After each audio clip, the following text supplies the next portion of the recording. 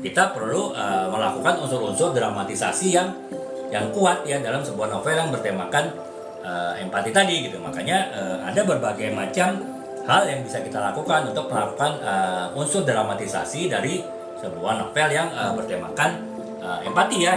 Yang pertama adalah kita bisa melakukan deskripsi yang detail ya. Jadi misal ya kita ingin menceritakan bagaimana kita berempati kepada seseorang yang merasakan rasa sakit karena ya mungkin dia dihianati ya oleh orang yang dia banyak bantu, oleh orang yang mungkin selama ini dia percaya sehingga dia sangat support kepada dia kan, tapi di kemudian hari justru berbalik tanda petik menikam ya, artinya menyerang ataupun menjatuhkan dari si orang yang membantu tadi. Nah kita kan tentu sebagai penulis yang mewakili tokoh utama dari novel tadi, kita ingin menunjukkan rasa empati ya terhadap orang yang dikhianati tadi gitu. Nah itu kita bisa menampilkan ataupun meningkatkan emosional dari pembaca ya, kita dengan menceritakan deskripsi yang detail ya, bagaimana misalnya kebaikan si orang yang dikhianati tadi terhadap orang yang berkhianat, kemudian sedemikian tulusnya, sedemikian ikhlasnya, kemudian sedemikian banyak pengorbanan yang harus dilakukan. Akan tetapi kita ceritakan semua dengan detail ya, sehingga benar-benar pembaca itu bisa merasakan bahwa ya, si orang yang menolong itu memang benar-benar orang yang sangat tulus, orang yang sangat totalitas lah istilahnya ya dalam membantu orang tadi. Dan kemudian kita juga jelaskan bagaimana pengkhianatan yang dilakukan oleh orang yang dibantu tadi gitu ya. Nah itu kan kita juga perlu menjelaskannya secara detail, bagaimana bentuk-bentuk pengkhianatannya, bagaimana mungkin bentuk-bentuk tanda petik menikam dari belakangnya seperti apa. Nah itu kita perlu jelaskan secara detail. Nah itu kita bisa menimbulkan itu dengan si pembaca membaca gambaran detail kebaikan seorang yang tadi menolong dengan balasan yang dilakukan oleh orang yang ditolong tadi dengan pengkhianatan. Nah itu kita bisa ya secara detail dijelaskan dalam sebuah alur cerita novel ya, sehingga ya pembaca itu bisa benar-benar merasakan apa yang dirasakan oleh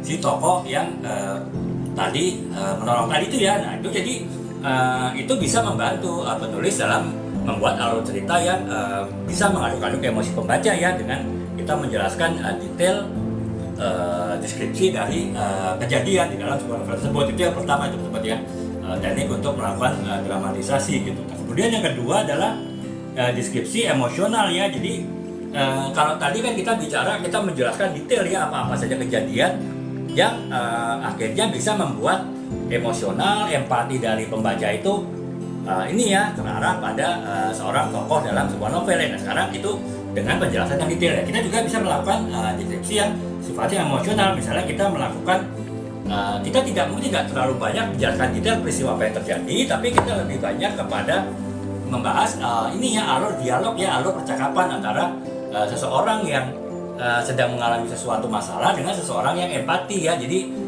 misalnya ya, si tokoh utama adalah tokoh yang berempati pada tokoh pendukung gitu ya.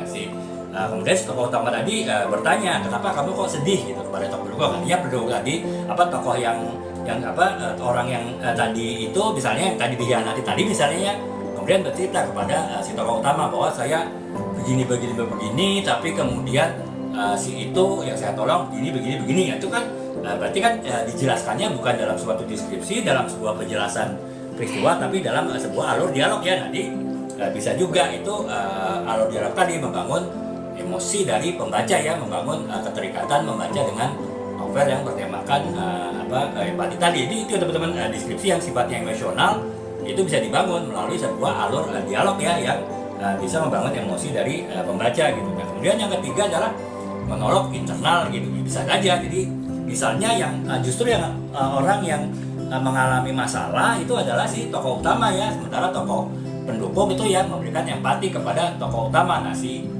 kalau kejadian seperti itu ya si tokoh utama itu bisa saja dia seolah-olah berbicara kepada dirinya sendiri, tapi sebetulnya dia berbicara kepada pembaca ya. Jadi alur dari cerita novel tadi mungkin misalnya, jadi pembaca saat ini saya sangat sedih sekali karena saya merasakan bagaimana sakitnya dihadapi oleh orang yang sebenarnya itu sudah pernah saya tolong, orang yang benar-benar sudah saya bantu dengan tulus. Saya tidak pernah berkata apa-apa sebetulnya gitu. Saya tidak pernah mengungkit-ungkit, tapi ya balasannya adalah dia justru mengkhianati saya saat ini. Jadi si tokoh utama tadi itu yang bercerita ya dalam novelnya seolah-olah sebagai suatu monolog, tapi ya tentu kadang tertulis dalam sebuah kalimat-kalimat dalam sebuah novel itu bisa ditangkap oleh pembaca ya, sehingga ya itu tadi bisa mendramatisasi novel tersebut dan bisa menggugah emosi dari pembaca tadi ya. Jadi kurang lebih itu ya gitu. Nah jadi